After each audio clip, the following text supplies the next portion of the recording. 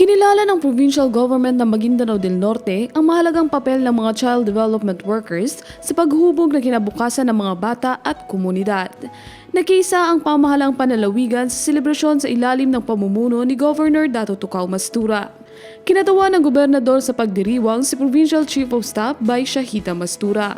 Binigyang pugay ng pamahalang panlalawigan ang dedikasyon, malasakit at mahalagang ambag ng mga child development workers sa maagang edukasyon at pag-unlad ng mga kabataan. Pinangunahan ang aktibidad ng Ministry of Social Services and Development sa pamumuno ni Provincial Social Welfare Officer Hadja Ima Ali. Nagsagawa rin ng talakayan at orientation na naglalayong higit pang palakasin ang kakayahan at kapakanan ng mga child development workers.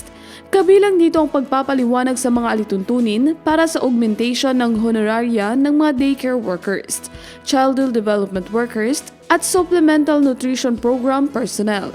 Nagkaroon din ng talakayan tungkol sa Republic Act No. 12199 o Early Childhood Care and Development Law, gayon din ang presentasyon hinggil sa NC3 assessment.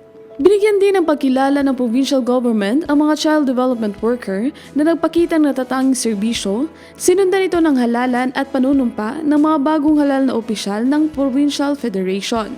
Gayon din ang presentasyon ng resulta ng consultation dialogue kasama ang mga lokal na pamahalaan. Criza Chavez, iMoits, Philippines.